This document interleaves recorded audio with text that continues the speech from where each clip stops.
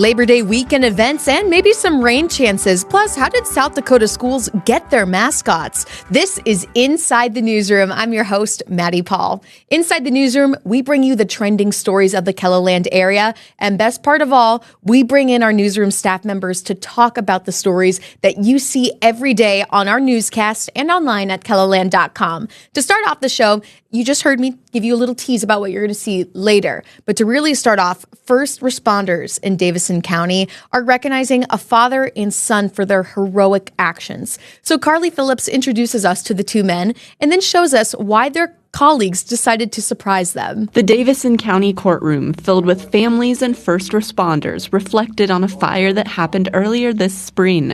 Two of the people in this room had no idea the so-called meeting was about them. We were able to extinguish the fire. The Davison County Sheriff's Office gave life-saving awards to former jail sergeant Sean Yerke and his son Deputy Tristan Yerke for their quick and heroic response to a fire in Davison County. Both men responded to a trailer home fire back in April. When they arrived on scene, they say two people were inside of the home and the family dog was also on the property. Just started yelling out and trying to see if anybody was home. We needed their car keys, because the vehicles were parked really close to the trailer house and we didn't want them to start fire, maybe cause an explosion. So we got the car keys out, moved the vehicles and stuff, and then the fire department arrived on scene. Today's recognition was a surprise to both men. Walked up here and I immediately seen my family and I was like, oh, there's something goofy going on here. The only thing better than an award and a slice of cake, hearing the impact on the lives they saved that night. That made me cry when we found out when we were all sitting there together. Because of the Yerke duo, David and Alicia Sweet made it out of their home alive.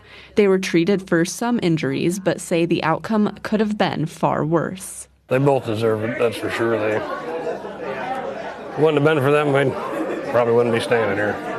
Wow. Carly Phillips joins us now at the digital desk to talk more about this story. Carly, I'm obsessed. Let's just say that. This story it just touches everything. It does. You know, heroic actions, a surprise. I mean, what was the atmosphere like in the room before they found out that that was all for them? Yeah, so it kind of started off just as a regular meeting, and that's what the father and son both Sean and Tristan both thought, obviously. But then as the sheriff got up there, he was kind of talking about this fire, and you could kind of just like feel the atmosphere starting to change. People were starting to recognize that something's going on here. Yeah. Just kind of like how Tristan said he saw his family there, and he's like, something's going on. I like that intuition.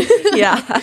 Wow. And you know, you obviously knew going in that this would be a recognition for the father and son, right? Mm-hmm. And so then as you were there and gathering all of the reactions, how were you kind of piecing this story in your head as you were there in the present time? Yeah, so kind of when I was there, I thought a neat angle would be telling the story, obviously introducing the father and the son and talking about what they did, but maybe not right away talking about the couple that was inside the home, kind of saving that for the end to make people kind of wonder, well, how are they doing? You know, did they make it out? And so I kind of wanted to shape that story with a little bit of that, you know, curiosity, wanting to keep viewers to stay for the whole thing and, you know, find out at the end how that impact was really having on them. I can say as a viewer, that hit home for me. Like when you saw that couple together and their reactions to everything, one, knowing that they're okay is a blessing. And then two, knowing that they were there to also show support for the father and son duo is just really, really touching. Did you know that they were going to be there, or was this an element to your story that you were like, oh, I should really add this now? I did know, the sheriff did let me know that they were going to be there. So I knew, obviously, interviewing them and hearing from them was going to be a pretty big part of this story. So making sure I took the time to also talk to them as well as Sean and Tristan. And then writing stories about these where people, first responders even, are being recognized for their actions, and there is a happy ending at the end. What makes that so special for you as you're covering stories like these?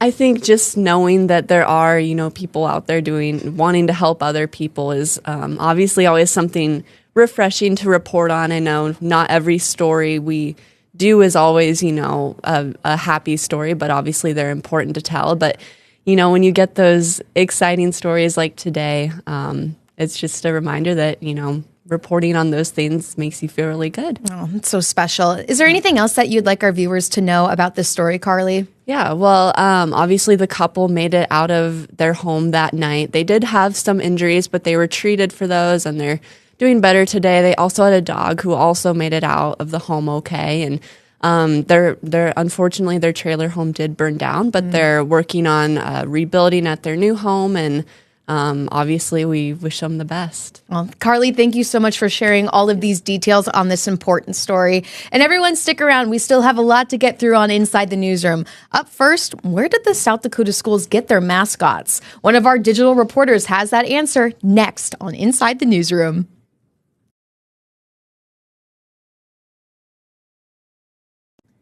Welcome back to Inside the Newsroom. Fall sports has started, and that means the Gorillas, Dolphins, Scoopers, and Tornadoes will be playing in South Dakota. Our digital reporter, Ray Yost, took a really in-depth look at how some of these high schools got their mascots. Ray, I have to start by asking right away, what was the biggest standout fact that you found after looking at local high school mascots? Wow, that's the big question, the right? Big question. I think, and it sounds like a cliche, but honestly, all that I learned was really kind of a standout.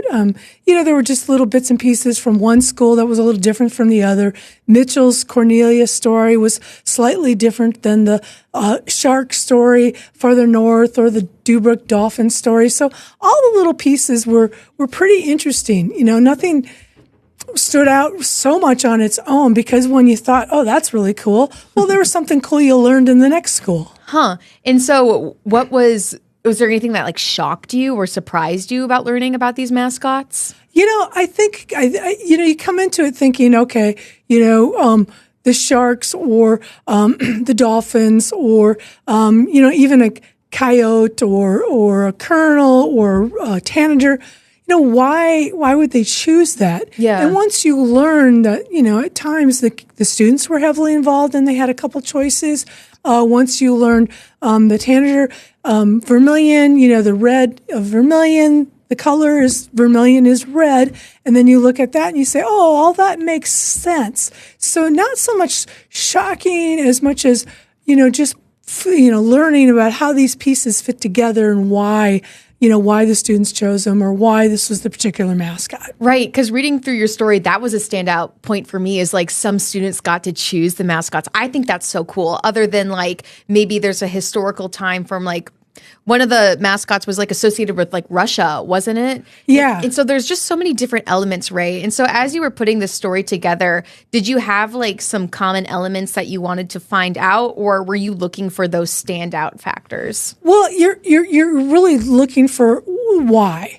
Why do they have this? So the common elements, they kind of happen. Mm-hmm. So when you find a common element, like we talked about with the students, and then you're saying, oh, okay, so Clark, Willow Lake, when they paired together, they were looking at a name and the students chose, but it's also looking at two schools that were rivalries. So if you get the students to vote on it and agree on a name, it kind of helps lessen that rivalry that used to be there, and you get kids that are cooperative, and then they find their own natural groove, so to speak, because they become friends, and it's okay, we're one team now. Wow. Yeah, so it isn't so much you're looking for it as much as you're just asking the question and saying, how did this happen or why did this come about? Mm. So you find the commonalities, and then, like with the Sioux Valley Cossacks, because the Russians settled there, it was seems natural. It's in Volga, which is named after the Volga River. Oh, yeah, that makes sense. But, you just don't think of it. Day to day, we just see these names, and you don't always think maybe about the background of them. Right. And, this story has been trending pretty well. A lot of people care about their local high school mascots. And so what's a point that you'd like viewers to take away from reading your article? Well, first and foremost, this is not all-encompassing. I mean, there are a lot of high schools in South Dakota, and I did reach out to quite a few, and some I didn't hear back from, and I get that. School's just started, and there's a lot of things going on. So I want to make sure everyone knows that, there's some folks that are going to say, well, why isn't my mascot on there? This isn't meant to be a complete list. So just so everyone knows that, I didn't pick any favorites or anything. Right. But I just think, maybe to me, when I go to a game now, or if I see a result, I just might think more about that mascot or those school colors, or why did they change that, or did it always look like that? So I just think about the stories, maybe look at your own mascot if you're a student in school and think, how did we get there? I love it. Ray, thank you so much for sharing all these details right here. And viewers, stick around because up next, it's Labor Day weekend, and we're going to look at another event other than the South Dakota State Fair that'll be going on that should pique your interest. Stay with us. We'll be right back after the break.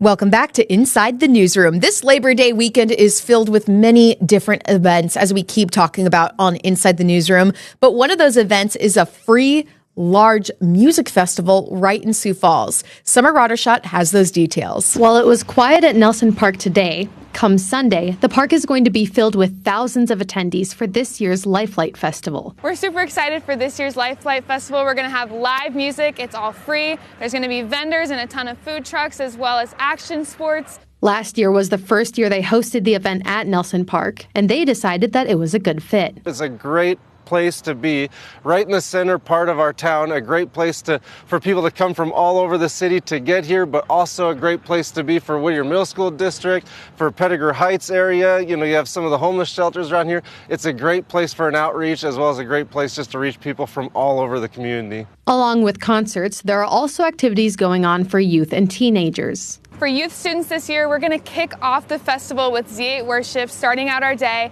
And then throughout the day, there's different action sports with the BMX guys, as well as tons of vendors. There's things for all ages to participate in this year. And they're doing what they can to make parking and getting to the event as easy as possible. We're encouraging people to park downtown. It's just a short walk from there, or park out at Lincoln High School. There'll be shuttles all day long going back and forth to Lincoln High School. Or, we're on the bike trail, so ride your bike, canoe, carpool, do whatever it takes to get here. Giving people the opportunity to enjoy the event with ease. No matter who you are, there'll be something out here happening on stage for no matter what style of music you like. You just got to get here and enjoy the day. And it's all for free. So sometimes we forget to mention that. It's all free. So we don't want anyone to have a reason to not come out to this year's festival. I love it. They're saying my favorite F word, free. Literally. Everything that I say. Summer Roddershot joining us here at the digital desk to talk more about this fun weekend event. Because Summer, of course, everyone's buzzing about the South Dakota State Fair. Yeah. And it's really cool that we're able to show off more weekend events that are happening, like this free large music festival. So what shocked you as you were learning more about this event? I guess one thing, and not necessarily that shocked me, because I've gone to Lifelight as a kid and whatnot, but I think just how they continue to make it free. And it used to be outside of Sioux Falls, and so you used to have to travel to get to it. But now with it being in downtown Sioux Falls, sort of like he was saying in this story, but it's more accessible to people. He's like, we're so close to the Whittier, we're close to Pettigrew, we're close to even like the homeless shelters. So one thing about this is, it doesn't cost anything. They're trying to reach people who maybe would have issues going to other places in town. And then honestly, if you just want to go test it out and you're like, oh, it's not for me, it's no big deal because you didn't spend any money on a ticket. It doesn't hurt to try something if it's free. Worst comes to worst, you leave. But it looks like too much fun. I can't imagine seeing that and being like, yeah, I'm gonna yeah, I might need to go. yeah, the BMX, the vendors, the fact that they have the floaties up, and then of course music. How have you? Because you said that you've seen this since you were in school. Mm-hmm. How has this grown in your perspective? You're talking about the free element, but it seems like they add more things every year? What have you noticed? They've definitely changed it a little bit, because it used to be, I think, a little bit bigger, but then they scaled back in order to maybe perfect it a little bit more. And sometimes when it's multiple days, it was almost a little bit too spread out. So they have it all in one day. You can come. It's on a Sunday. They got some really great artists this year, which I have family that's like, oh my gosh, I want to go see this. Even if they're not a huge fan of Christian music, they're like, I actually like this artist. I didn't even know they were Christian for the first couple seconds. Yeah. So super excited to go see them. Yeah, this is, it's my birthday weekend. And so I'm like, thank you. And I'm like, I need something to do too. So this is a fun little thing that I think I could dabble into. But, covering weekend events that are coming up and previewing them, what makes that kind of story exciting for you when you get to cover previews? Previews, I think it's because sometimes it's not always the most visually stimulating story to do. Thankfully, Lifelight had a bunch of videos, but I think it's cool because you're letting people know ahead of time that it's happening. Because sometimes when you go and you cover a story of something that's happening, people always say, oh, I wish I would have known about this before. And it's like, well, guess what? You know about this. What you know about this one before. I promise you it's going to be cool. So yeah, it's nice to let people know ahead of time instead of, oh, you're too late, but it happened. Right. Is there anything else you'd like viewers to know about your story? I just think it's going to be a good time. They got Ann Wilson, they got We the Kingdom, they got 10th Avenue North. And here's the deal: if music's not your thing, they have other stuff there. So it's gonna be a party. So. And then speaking of parties, what are you working on tonight? Oh my goodness. Okay, so I've had the greatest day so far because I got to hang out with a cute little dog named Clooney from Dakota Dachshund Rescue because we're talking about the KELOLAND pet food drive. That's happening tomorrow here at the station. And then if you miss it at the station, you can still donate to the Lewis stores. But yeah, they're going to have Almost Home Canine, Dakota Dachshund Rescue, and then the Sioux Falls Air Humane Society are all benefiting from this pet food drive where people can come and they can drop off pet food. And they might even have some animals at the pet food drive, so you can hang out with them. I was going to say, you might catch me outside playing with the dogs because it was cute. And obviously, animals just pull on people's heartstrings. So being able to give to the animals and even being able to see those animals there that, oh, these are animals that are going to benefit from whatever your donation, whether it's pet food, whether it's supplies, or whether it's just straight cash. Seeing that's going to make a difference in a pet's life is pretty heartwarming. Aww. Making me want to touch a dog now. I'm like, where's the dog? Bring it back. He was in the newsroom earlier, so I was holding him for Summer's gripping the dog. Than I should have. I love it. Summer, very excited to watch your story tonight, and thank you for sharing details right here at the digital desk. Thank you. And everyone stick around because we're talking about weekend events, but we do have some rain on the way. So let's bring in our favorite meteorologist. You guys know him by now, Scot, and he's going to talk about those rain chances, and I have a little surprise for him, something that he's going to have to react to. So stay with us. We'll be right back. Welcome back to Inside the Newsroom. Our meteorologist, Scot Munt. I should just say our honorary guest, Scot Munt, at this Standing point. invitation, isn't it? Standing invitation. Scot Munt joins us because we just talked about Lifelight coming this weekend, Scot, and it's a longer holiday weekend, but that rain is coming in. It is, and it's something that we've had in the forecast. It's just a matter of the placement of this and the timing of it, as is usual in the weather world anyway. So things starting in western South Dakota, even today, a couple of scattered thunderstorms across western KELOLAND during the late afternoon hours into the evening. That's something that will continue for your Friday, even into Saturday. And then things will slowly try to make their way to the east. There is a difference, though, from what we were showing you yesterday. It looks like it's trying to put some of the heavier rains now a little bit farther to the south, where the bullseye of some heavier rains were showing up in Huron yesterday. Now that's trying to be pulled a little bit farther to the south. So I know you had plans. You were mentioning trying to go out to the State Fair. State Fair, and now I'm kind of hooked on this Lifelight event because it's free on Sunday. So I'm like, okay, I could maybe try to fit that in. A lot going on, as there should be for Labor Day weekend, right? Trying to hold on to the last couple of days of summer. Something that you need to pin on your calendar, Scot. My birthday. Saturday. I oh, thought you that were was like, coming up. I knew it was coming up. I had heard something last week about that. Right. A little rumor. So what are you doing? Birdie. Well, I don't know yet. I mean, it's crept up on me because I have just been so in the headspace of getting my brother and sister off to college and helping them move and stuff. That's right. And so the birthday kind of crept up out of nowhere. And I'm like, oh my gosh, wait, I need to plan something. I need to do something, right? That's what people do. Yes. They celebrate their own birthdays. You should. So we'll figure it out. I usually prefer just kind of quiet, more intimate stuff for my birthdays. I just like a family doesn't need get-together. to be a big bash. No, it doesn't. I don't need that. Staying up late at night. Nope, not on my birthday. That's for every other night. Okay. Because it's not special if we do it every other night. That's why it's we got to just chill out on the actual birthday. And your birthday's on the weekend, too, which is the holiday weekend this time around. I know. I guess it's... Well, no, it's not usually like that. Because if it's on a weekend, like this. I don't know. So it's almost like a Maddie weekend instead of the Labor Day weekend. Okay. Do we like it? And you're taking Monday off? Maybe. See, there's the day off thrown in there for your birthday, right? I know. You're yeah. taking Monday off. It's Labor Day. It's like everybody knew. Or you're the getting, universe. Or you're getting Monday off. Getting Monday off. Okay. So we're good. Happy holidays, everybody. Scott, we're talking about the rain. We're having some fun. Do you have any weekend plans?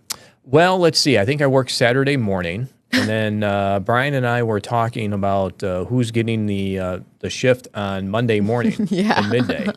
So we were trying to figure that out even this morning. And we'll come to a conclusion hopefully tomorrow. Do you ever have like a viewer tally, a viewer poll? Who do you want to see? No, because I know we'll all end up.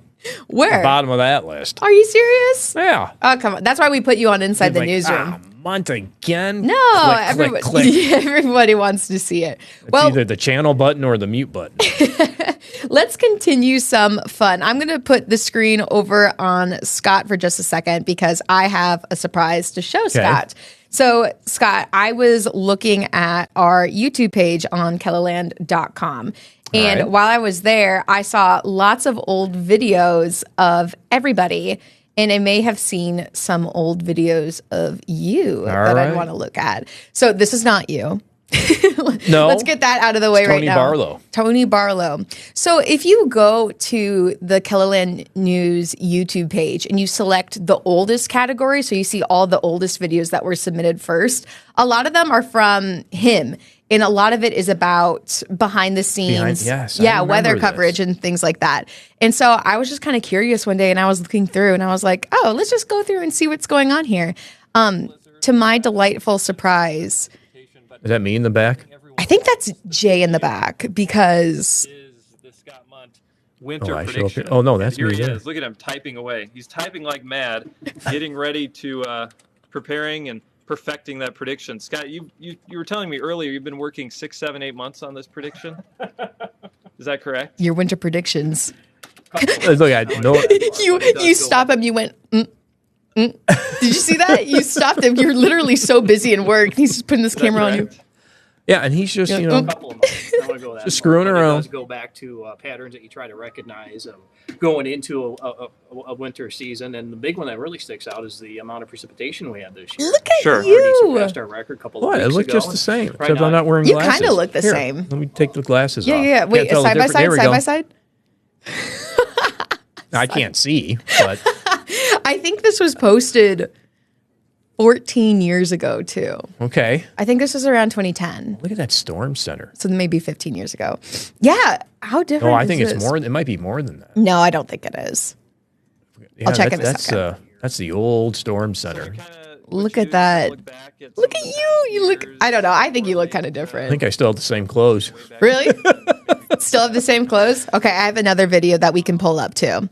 So that was the first one. Wait, let me look at the date. Yeah, that was 14 years ago. This was posted on November 15th. Wow. In 2010. Huh. Wait, no, November 12th of 2010. Okay. But then you had a winter special airing on the 15th. And I guess that's what you were preparing for. Oh, yeah. Up to the last minute.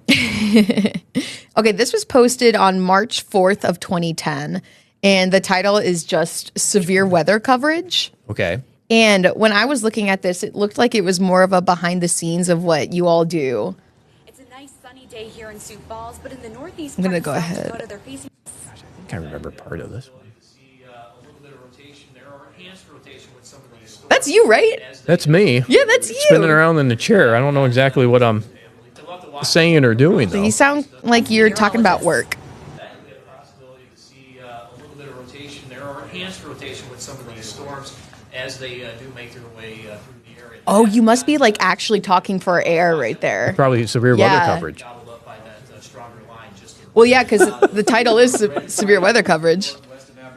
There's Jay. Yeah, look at the studio. Yeah.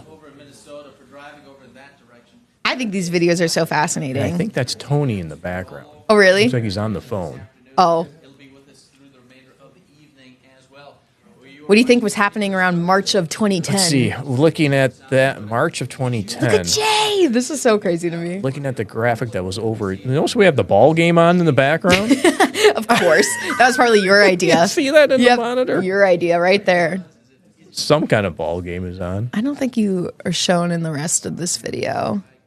Or the back of you, I guess. I think that's you right there. Graphic that's up in that monitor. That Right could here? be a severe thunderstorm watch in blue. I can't read what it says. This is T. Does it say T storm? I'm not T-storm watch in blue, and then that red would have been a probably a tornado watch. Oh, look at these cameras too. So different. Oh, Everything the good old changes. days, right? The good old days. Right. Take me back. That's what Scott's saying. Yeah. So those were some old videos I found of you. So just 2 for now. I got to find some more. You're going to find more? I'll find more. Yeah. I bet I could go into our archives even from 20 years ago. I don't know. Well, I started in 300 years ago. November of 98. 98? Mm-hmm. So you have to go back and get the tape. I'm okay with that. That'd be kind of fun. I'll do a trying to get whole that in behind the there. scenes of me collecting tapes to show Oh, Scott man. Munt on Inside the Newsroom. No, but it's really cool to see on our YouTube page the oldest videos, and a lot of them is mostly like storm related or weather related content that was posted. You and Brian should do something like that for whether or not reacting to those Back videos. at the old tapes. Yeah, I think that would be a lot of fun. And he started in 2000. Oh, he did? You were 1st? Mm-hmm. Oh, I always thought Brian was first. I don't know why. Yep. Cool. I came in January of 98. Mhm. I came in from Rhinelander, Wisconsin, Wow. which was on the very fringe, or still is, on the very fringe of lake effect snows from Lake Superior.